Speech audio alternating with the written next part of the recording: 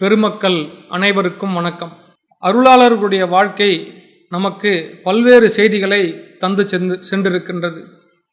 அந்த வகையில் மகா அருளாளராக விளங்கிய ஸ்ரீ ராமானுஜ பெருமான் அவர்களை பற்றின வாழ்க்கையையும் அவர் நமக்கு வழங்கியிருக்கக்கூடிய செய்திகளையும் இந்த பதிவின் மூலமாக அறிந்து கொள்ள இருக்கின்றோம். ஸ்ரீ ராமானுஜர் அவர்கள் வைணவ சம்பிரதாயத்தில் பிறந்து வைணவ சமயத்தினுடைய பெருமையை நம்முடைய இந்திய துணை கண்டத்தினுடைய நிறைவான மொத்த பகுதிகளிலும் சென்று பரப்பக்கூடிய ஒரு ஆற்றல் பெற்றவராக விளங்கினார். ராமானுஜர் சமயத்தில் சீர்திருத்தம் செய்த மிக முக்கியமான ஒரு அருளாளராக விளங்குகின்றார். சமயத்தில் சீர்திருத்தம் செய்வது என்பது மிகச் சாதாரணமான விஷயம் அல்ல. ஏனென்றால் சமயம் என்பது ஒரு தனிப்பட்ட மனிதனை சார்ந்தது அல்ல. பல லட்சக்கணக்கான கோடிக்கணக்கான மனிதர்களுடைய ஒட்டுமொத்த நம்பிக்கை தான் அந்த சமய நம்பிக்கை.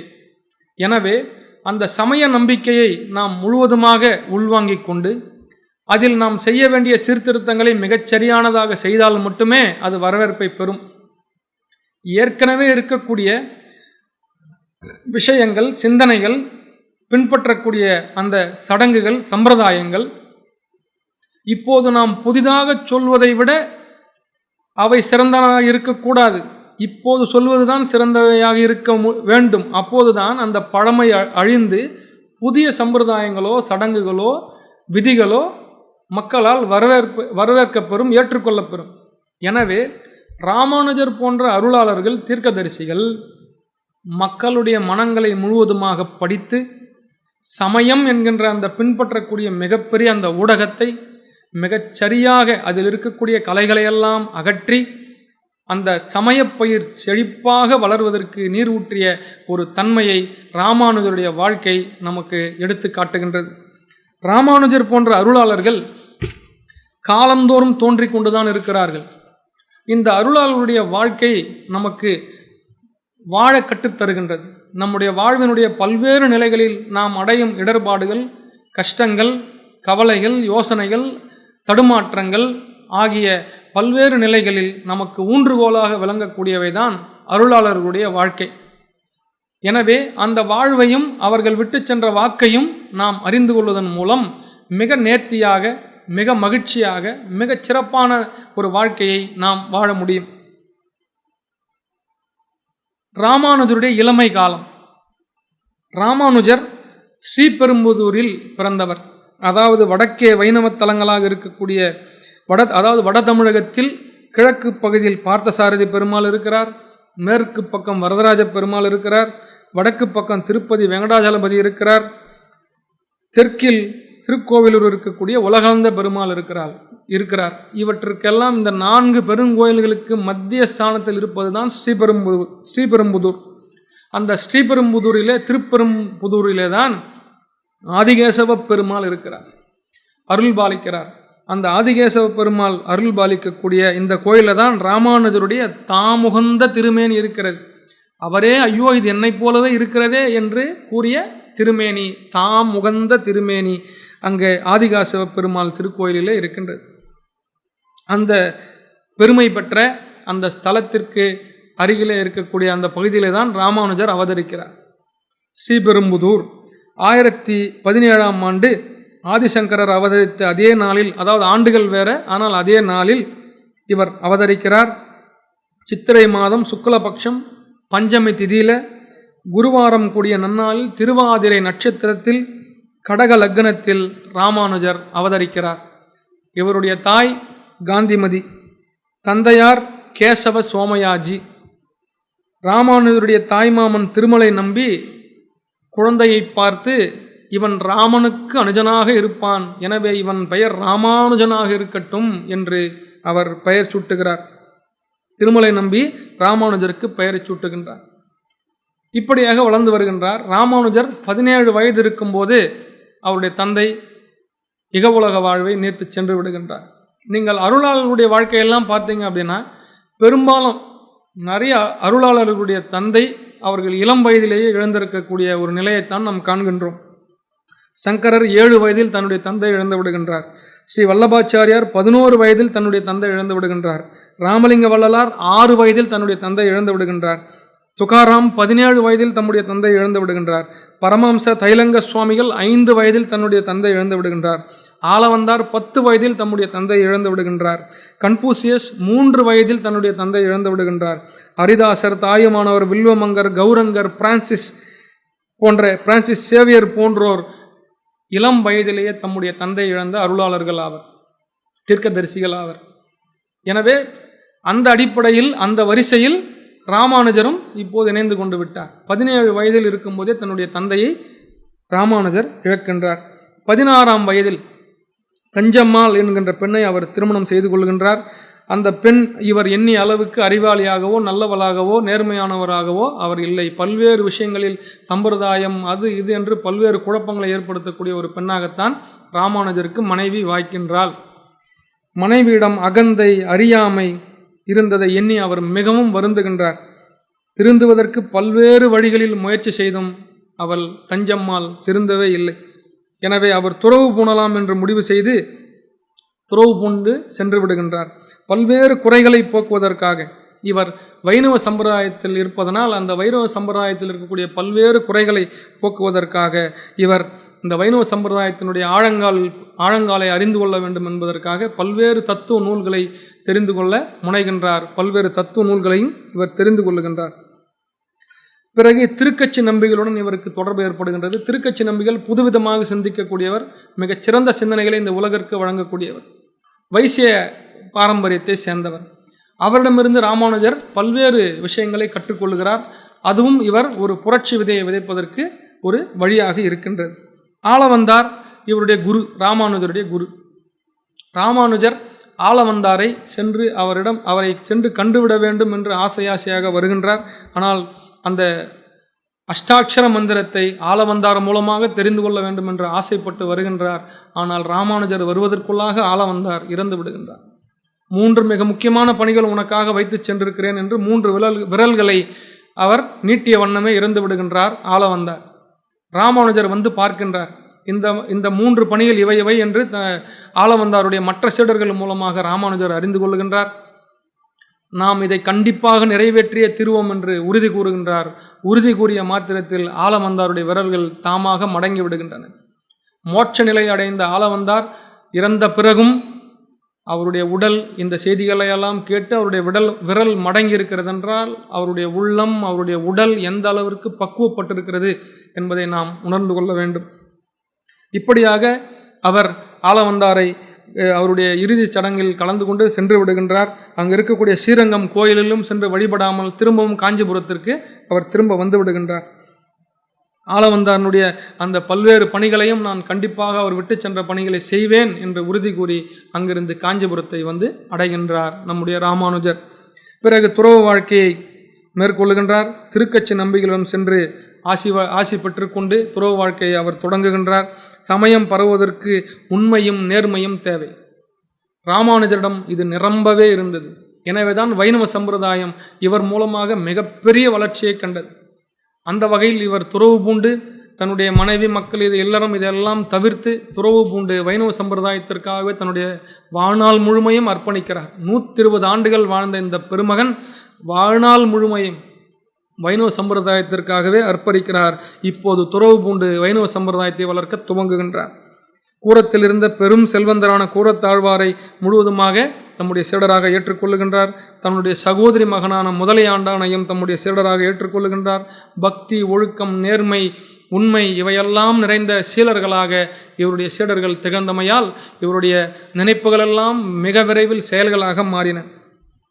இவருடைய தம்பி முறையான கோவிந்தன் அவர்கள் ஒரு சூழ்ச்சியின் காரணமாக வேறொரு சைவ மதத்திலே அவர் கொஞ்ச நாள் இருக்கிறார். திருக்காலத்திலே இருக்கின்றார். உள்ளங்கை நாயனார் என்ற பெயரில் அவர் இருக்கின்றார். அவரையும் மீண்டும் வைணவ மதத்திற்கு கொண்டு வருகிறார். கோவிந்த பட்டர் என்கின்ற அந்த பெயரை அவருக்கு ஏற்படுத்தி திருப்பதியில் அவர் வைணவத்தை வளர்ப்பதற்கு ராமானுஜரால் கோவிந்த பட்டர், அதாவது ராமானுஜருடைய தம்பி, நியமிக்கப்பெறுகின்றார்.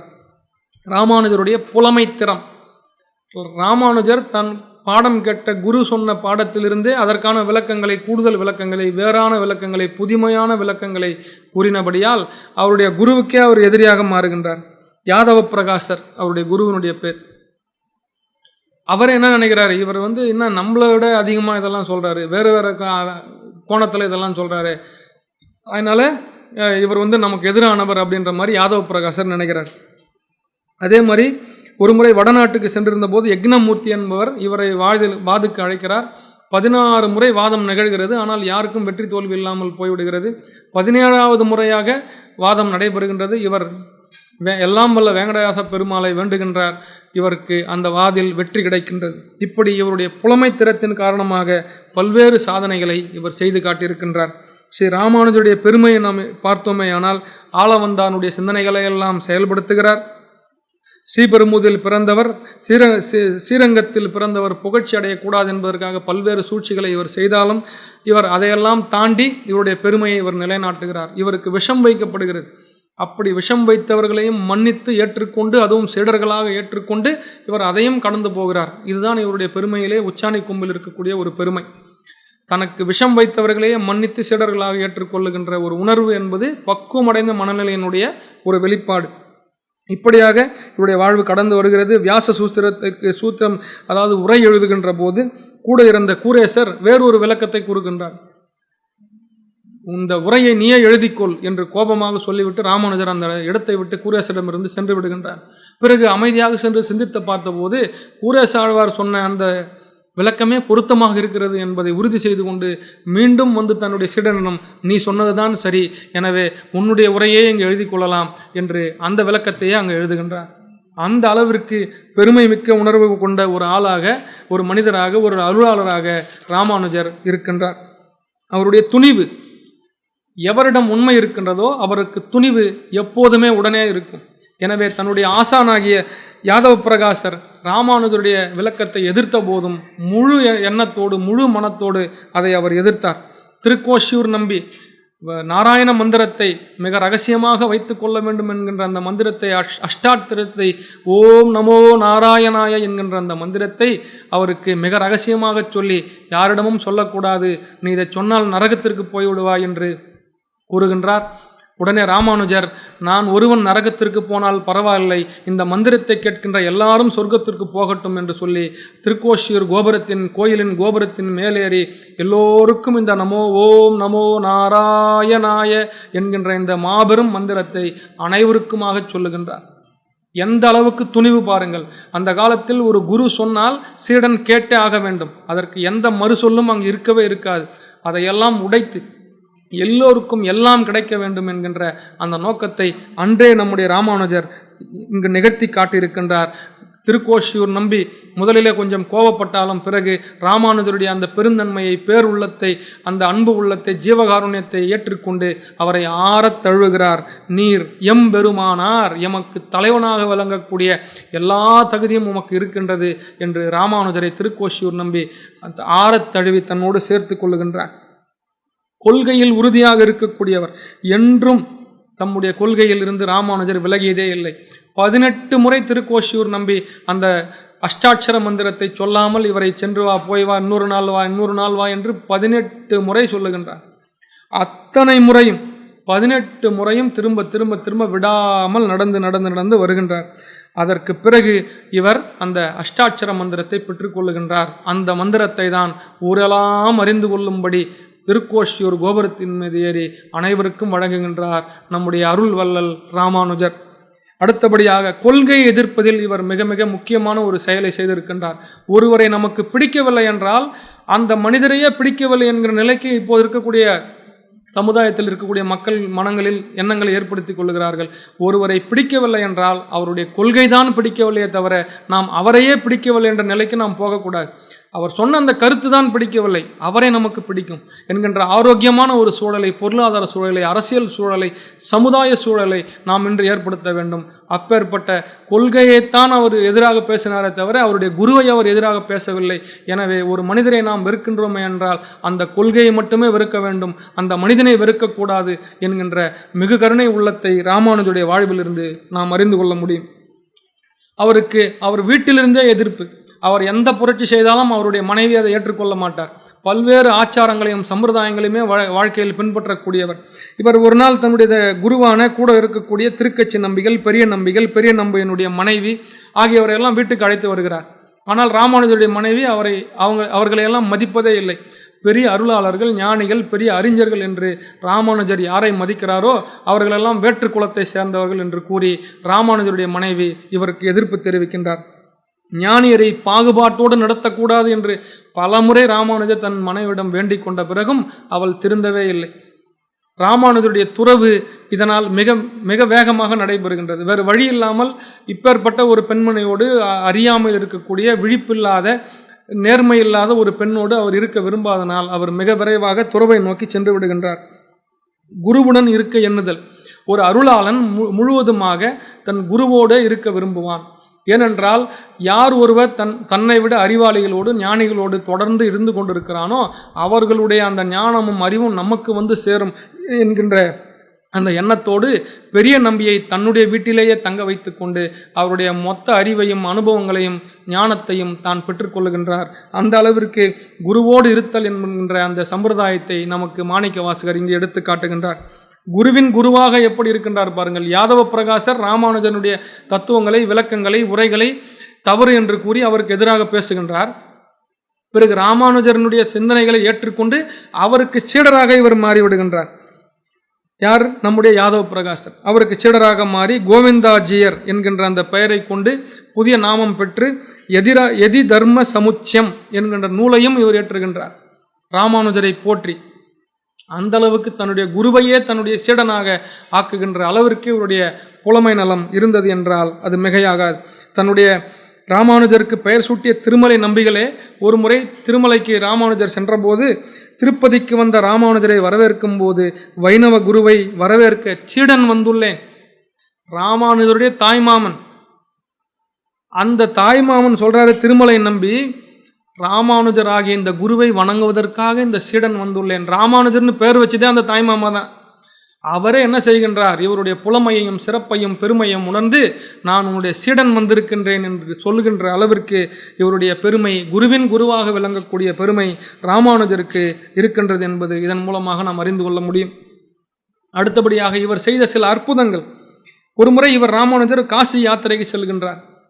இவரால் நடக்க முடியவில்லை. ஒரு காட்டு பகுதியிலே அமைதியாக கொஞ்ச நேரம் ஓய்வெடுப்போம் என்று இருந்து வருகின்றார். கூட கோவிந்தன் இருக்கிறார், இவருடைய தம்பி. ஒரு மரத்தடியிலே படுத்து விடுகின்றார்கள். கொஞ்ச நேரம் சென்றவுடன் விந்திய மலை சாரலிலே அந்த மலை ஓரங்களில் அப்படியே அமைதியாக கொஞ்ச நேரம் ஓய்வெடுக்கின்றார்கள். ஒரு வேடனும் வேடுவச்சியும் அங்கு வருகின்றார்கள். அவர்களோடு நாம் அனைவரும் ஒன்றாக ஓய்வெடுப்போம் என்று அங்கு உறங்குகின்றார்கள். கண் விழித்து பார்த்தபோது காஞ்சிபுரத்தில் அவர்கள் இருக்கின்றார்கள். இது ராமானுஜருடைய வரலாற்றில் மிக தெளிவாக சொல்லப்பட்டிருக்கிறது. விந்திய மலையில் இருந்தவர்கள் ஒரே இரவில் காஞ்சிபுரத்தில், மறுநாள் விழித்து பார்த்தால் காஞ்சிபுரத்தில் இருக்கின்றார்கள். இந்த வரலாறு மிக தெளிவாக எடுத்து சொல்லப்பட்டிருக்கிறது. அடுத்தபடியாக யாதவ பிரகாசர் ஒரு சிற்றரசன், அவருக்கு ஒரு மகள் இருக்கிறார். அந்த மகளுக்கு பேய் பிடித்து விடுகிறது. யாதவ பிரகாசர் தான் மிகப்பெரிய அறிவாளி, பேய்களை எல்லாம் நான் ஓட்டி விடுவேன் என்று சொல்லி அந்த பேயை ஓட்டுவதற்காக அங்கு செல்லுகின்றார். யாதவ பிரகாசரால் முடியவில்லை. அவர் தோல்வியை ஒப்புக்கொள்கிறார். ராமானுஜர் சென்று அந்த பெண்ணை பிடித்திருக்கக்கூடிய பேயை ஓட்டுகின்றார். இந்த மாதிரியான அற்புதங்களையும் ராமானுஜர் செய்திருக்கின்றார். சிறப்பான தத்துவம் அத்வைதம், துவைதம், விசிஷ்டாத்வைதம் என்கின்ற சிறப்பான தத்துவத்தை, இதிலிருந்தெல்லாம் விசேஷமானது என்கின்ற அந்த தன்மையை ராமானுஜர் இந்த உலகத்திற்கு அந்த தத்துவத்தை தந்திருக்கின்றார். ராமானுஜர் பல்வேறு நூல்களை ஏற்றிருக்கின்றார். அந்த காலத்தில் இந்தியாவினுடைய தகவல் தொடர்பு மொழியாக சமஸ்கிருதம் இருந்தது, வடமொழி. இப்போது எப்படி ஆங்கிலம் இருக்கிறதோ அந்த மாதிரி வடமொழி. எனவே இவர் இயற்றிய நூல்கள் அனைத்துமே சமஸ்கிருதத்தில் மட்டுமே இருக்கின்றன. தமிழில் ஒரு நூல் கூட இவர் இயற்றவில்லை. அனைத்துமே சமஸ்கிருதத்தில் தான் இருக்கின்றன. இவர் இயற்றிய நூல்களாக ஸ்ரீபாஷ்யம், வியாச சூஸ்திரத்துக்கு எழுதிய உரை ஸ்ரீபாஷ்யம் என்ற நூல், வேதாந்த சங்கிரகம், கீத பாஷ்யம், வேதாந்த தீபம், வேதாந்த சாரம், ஸ்ரீரங்க கத்தியம், ஸ்ரீ வைகுந்த கத்தியம், நித்திய கிரந்தம் முதலான நூல்களை ராமானுஜர் இயற்றியிருக்கின்றார். இவர் செய்த புரட்சி என்றால் தலைகீழ் மாற்றத்தை ஏற்படுத்துவது என்று இப்போது கூறுவதை நாம் பல்வேறு சூழ்நிலையில் நாம் கேட்கின்றோம். புரட்சி என்பது அப்படியே தலைகீழ் மாற்றத்தை ஏற்படுத்துவது அல்ல. பழமையில் இருக்கக்கூடிய சிறந்த விஷயங்களையும் எடுத்துக்கொள்ள வேண்டும், புதுமையில் இருக்கக்கூடிய புதிய விஷயங்களையும் நாம் எடுத்துக்கொள்ள வேண்டும். அதன் பெயர்தான் புரட்சி. முழுவதுமாக பழமையை தள்ளிவிடுவதற்கு பெயர் புரட்சி அல்ல. அந்த விஷயத்தை ராமானுஜர் தம்முடைய வாழ்வில் செய்து காட்டியிருக்கின்றார். பழமையான விஷயங்களில் இருக்கக்கூடிய சிறந்தவற்றையெல்லாம் எடுத்துக்கொண்டு புதுமையான விஷயங்கள் இருக்கக்கூடிய சிறந்தவற்றையெல்லாம் ஒன்றிணைத்து ஒரு புதிய புரட்சியை ராமானுஜர் நமக்கு எடுத்து காட்டியிருக்கின்றார். பெரியவர்களுடைய பெயர்களை பிள்ளைகளுக்கு வைக்க வேண்டும் என்கின்ற அந்த பழமையை அப்படியே அவர் பின்பற்றுகின்றார். திருக்குறுகூர் நம்பி அவர்கள் தம்முடைய குழந்தைகளுக்கெல்லாம் பெயர் வைக்கும்போது சடகோபன், கரிமாறன், பகுலாபரணன், குருகூர் நம்பி என்று ஒரு சலவை தொழிலாளி பொருணை நதிக்கரையில் ஒரு குழந்தைகளுக்கெல்லாம் பேர் வைக்கிறார். ராமானுஜர் அந்த பக்கமாக போறார். ஒரு சலவை தொழிலாளி இப்படி ஒரு இறைவனுடைய பெயர்கள் எல்லாம் தன்னுடைய குழந்தைகளுக்கு வைத்திருக்கிறானே என்று வியந்து பார்க்கின்றார். ஒரு துறவி அல்லவா, நான் இதுபோல் என்னுடைய குழந்தைகளுக்கு பெயர் வைக்க முடியவில்லையே என்று இயங்குகின்றார். ஏனென்றால் இவர் துறவி.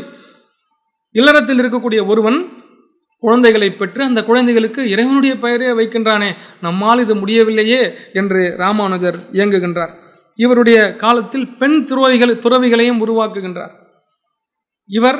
இவருடைய சீடருடைய மனைவி அனைவரையுமே, ராமானுஜருடைய தம்பி மனைவியையும் இவர் துறவு பூணச் செய்கின்றார். சின்ன ஆண்டாள் என்று அவளுக்கு பெயரையும் நம்முடைய ராமானுஜர் வைக்கின்றார். திருமங்கை மன்னரான கலியன் என்ற சிறப்பு பெயரோடு விளங்கியவர் திருமங்கை ஆழ்வார். அவர் அவதரித்த திருநகரிக்கு அருகே உள்ள திருநகரிக்கு ஸ்ரீராமானுஜர் வந்தபோது தாழ்த்தப்பட்ட பெண் ஒருத்தி சமய புலமை, பக்தி திறம் ஆகியவற்றை கொண்டு அவற்றை பார்த்து அதிசயப்பட்டு வியப்படைந்து ராமானுஜர் அந்த தாழ்த்தப்பட்ட குலத்தில் பிறந்த அந்த பெண்ணை ஸ்ரீ வைஷ்ணவியாகவே ஏற்றுக்கொள்ளுகிறார். இவள்தான் வைஷ்ணவி. எப்படி ஒருவன் வைணவ சம்பிரதாயத்தை ஏற்றுக்கொண்டால் அவன் வைணவனோ, அதே போல் இந்த பெண் வைணவத்தினுடைய பெருமைகள் எல்லாம் உணர்ந்திருக்கிறாள். எனவே இவர் பெயர் வைஷ்ணவி என்று ராமானுஜர் போற்றுகின்றார். திருவனந்தபுரத்து அம்மை, எதிராஜவல்லி, திருவெண் பாரிசத்து அம்மை, திருப்பதி அம்மை, திருநிறையூர் அம்மை, திருவட்டாறு அம்மை, திருக்கூரத்து ஆண்டாள், அத்துழாய் அம்மை, அதாவது பெரிய நம்பியினுடைய மகள் அத்துழாய் ஆண்டாள், பொன்னாச்சியார் முதலான பெண் துறவிகள் எல்லாம் ராமானுஜரிடம் சீடர்களாக இருந்தனர். இவ்வளவு பெண் துறவிகளும் இருந்திருக்கிறார்கள். அந்த காலத்தில் ஒரு பெண் துறவு பூணுவதே பெரிது. அதுவும் இல்லாமல் துறவு பூண்டு இவ்வளவு பணிகளையும் கூட இருந்து செய்திருக்கிறார்கள் என்பது மிகவும் ஒரு வியப்பான செய்தியாக இருக்கிறது. முழுவதுமாக அடியார் குலம், தாழ்த்தப்பட்டவர்கள் எல்லாம் இருக்கக்கூடிய பல்வேறு பகுதிகளுக்கு பிரயாணம் செய்து அங்கு இருக்கக்கூடிய அனைவரையும் அடியார் குலத்தை சேர்ந்தவர்கள் என்று அனைவரையும் வைணவ சம்பிரதாயத்தில் இணைக்கின்றார்.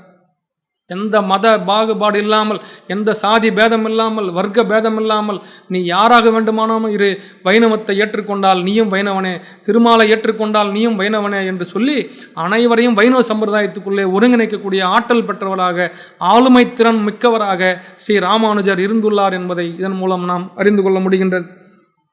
அடுத்தபடியாக அரசர்களும் ராமானுஜர் பல்வேறு பகுதிகளுக்கு பிரயாணம் செய்யக்கூடியவர். அரசர்கள் நிறைய பேர் சமண மதத்தை சேர்ந்தவர்களையும் பல்வேறு பிற மதங்களை சேர்ந்தவர்களையும் வைணவ சம்பிரதாயத்தை ஏற்றுக்கொள்ளும்படி செய்திருக்கின்றார். ராமானுஜர் யாதவ பிரகாசரும், அந்த ஏற்கனவே இந்த கதையை சொன்னோம், காஞ்சிபுரத்தில் இருக்கக்கூடிய ஒரு சிற்றரசனுடைய மகளுக்கு பேய் பிடித்திருக்கிறது. அந்த பேயை ஓட்டி அவரை என்ன செய்கிறார், முழுவதுமாக வைணவ சம்பிரதாயத்தை ஏற்றுக்கொள்ள செய்யக்கூடிய ஒரு அற்புதத்தை இங்கு ராமானுஜர் செய்கின்றார். அடுத்தபடியாக காஷ்மீரத்தில் வியாச சூஸ்திரத்துக்கு உரை எழுதுவதற்காக காஷ்மீரத்தில் இருந்து ஒரு போதாயன விருத்தி என்ற நூலை பெறுவதற்காக இவர்கள் செல்லுகின்றார்கள். அந்த காஷ்மீர அரசன் அதை இவரிடம் தர மறுக்கின்றார். இரவோடு இரவாக அந்த நூலை எப்படியோ இவர் பெற்றுக்கொண்டு அங்கிருந்து வந்து விடுகின்றார். இப்படி காஷ்மீரத்து அரசனுடன் இவர் தொடர்பில் இருக்கின்றார். அதன் மூலமாக ஒரு மிகச்சிறந்த ஒரு விருத்தி உரையை இவர் எழுதுகின்றார். சரஸ்வதி தேவியினுடைய அருளால் இது நிகழ்ந்தது என்று ராமானுஜருடைய வரலாற்றிலே இது குறிப்பிடப்பட்டிருக்கிறது. திருப்பதியை ஆண்ட யாதவராஜன் ஒருவன் ஆட்சி செய்திருக்கும் போது அந்த கோயிலில் திருப்பதி கோயில் இருப்பது சிவபெருமானா அல்லது பெருமாளா என்கின்ற ஒரு சந்தேகம் சைவ வைணவர்களுக்கிடையே மிகப்பெரிய சண்டையாக அங்கே நடைபெற்று கொண்டிருக்கிறது. சைவர்களெல்லாம் மான் மழுவை கொண்டு வந்து அங்கே கோயில் உள்ளே வைக்கிறார்கள். வைணவர்கள் எல்லாம் சங்கு சக்கரத்தை கொண்டு வந்து கோயில் உள்ளே வைக்கிறார்கள். பிறகு இருவருக்கும் சேர்ந்து ஒரு பஞ்சாயத்து நடைபெற்று இந்த கோயில் காலையில் திறக்கும் போது அந்த சிலையில் என்ன, அந்த சிலையினுடைய கையில் என்ன இருக்கிறதோ அவர்தான் இவர், சிவனா பெருமாளா என்பதை காலையில் பார்த்து கொள்வோம், கதவை மூடுங்கள் என்று சொல்லி கதவை தாழ்பாட்டிட்டு விடுகிறார்கள்.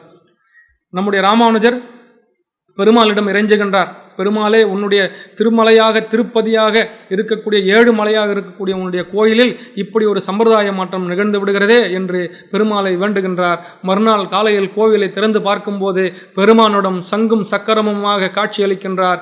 உடனே அந்த கோயில் அன்று முதல் வைணவ கோயிலாக இடம்பெற்று இன்றளவும் வழிபாட்டில் இருந்து கொண்டிருக்கிறது.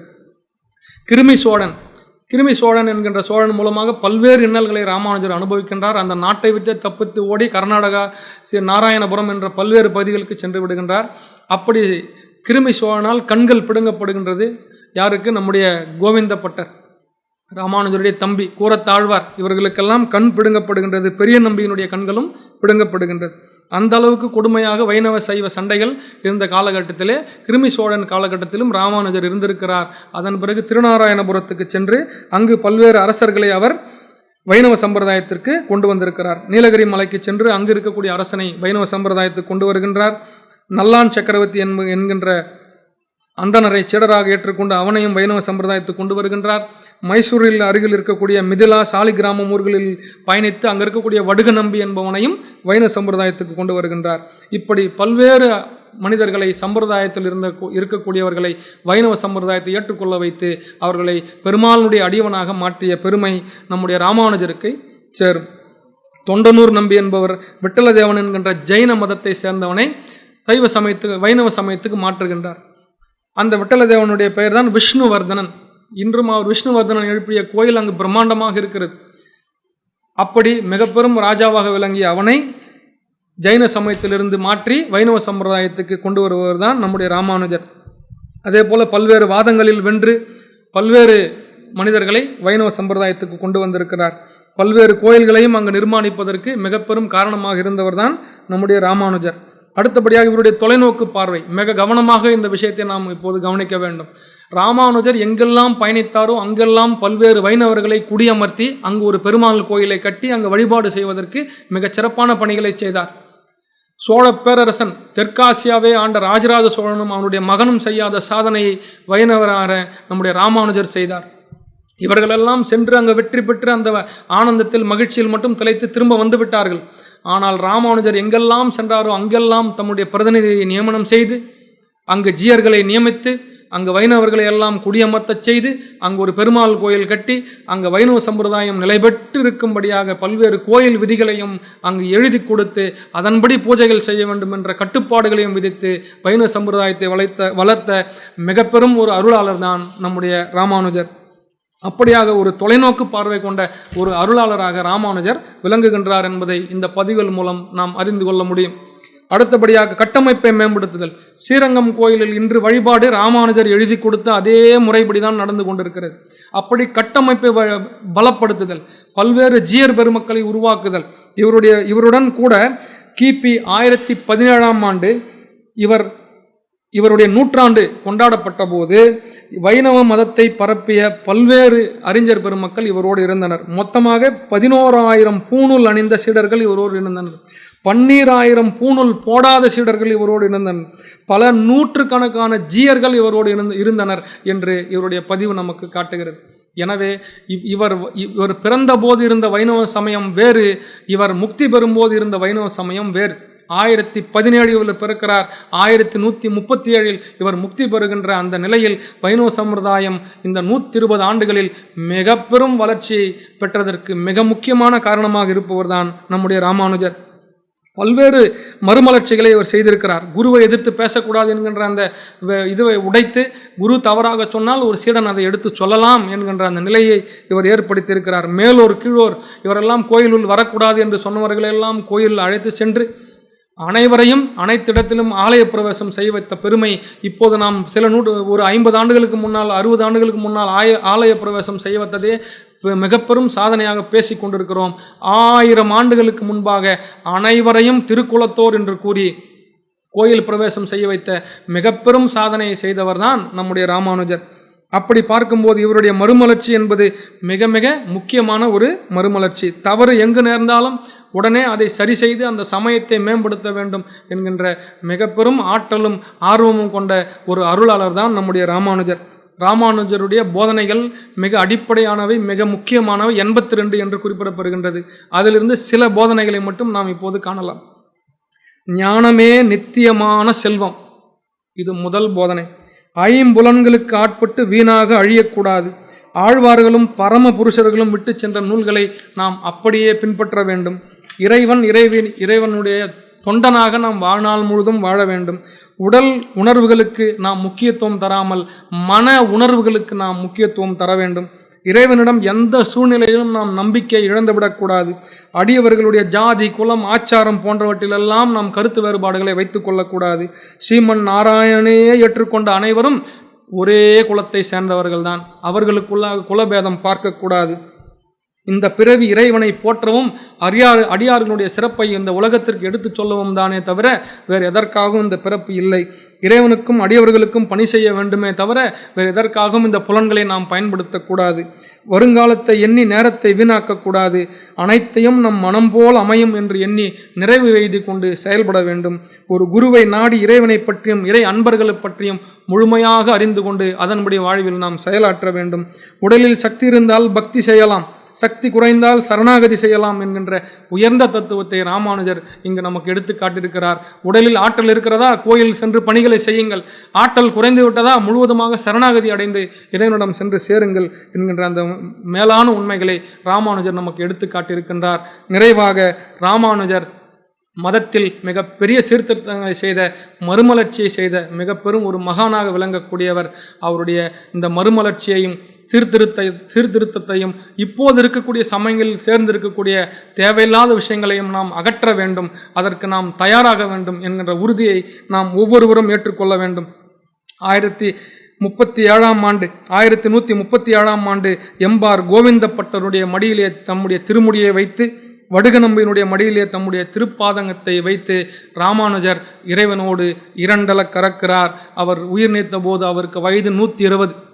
முழு ஆயுள் என்று சொன்னால் அது 120 ஆண்டுகள். ஒரு மனிதனுடைய முழு ஆயுள் 120 ஆண்டுகள். இந்த உடம்பு 120 ஆண்டுகள் தாங்கும்.